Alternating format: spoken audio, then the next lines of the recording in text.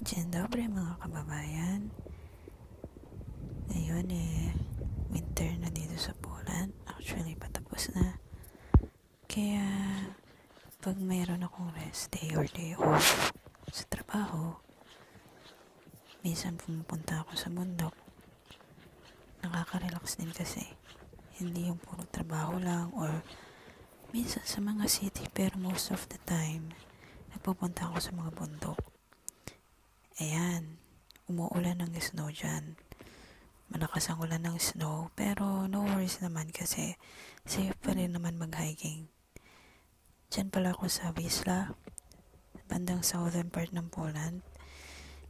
Ayan, gina-enjoy ko yung snow kasi masaya lang.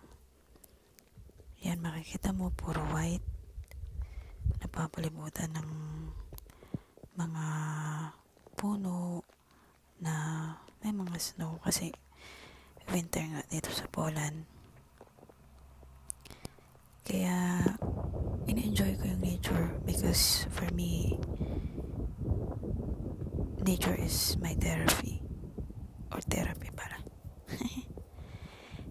Kaya ayan, ang gaganda ng mga bundok dito sa Poland and natuto akong mag-hiking or makakita ng mga hiking trail kasi one time, or hindi lang one time but a lot of times na sumama ako sa mga hiking yung friend ko na Polish and ayun, madali lang naman.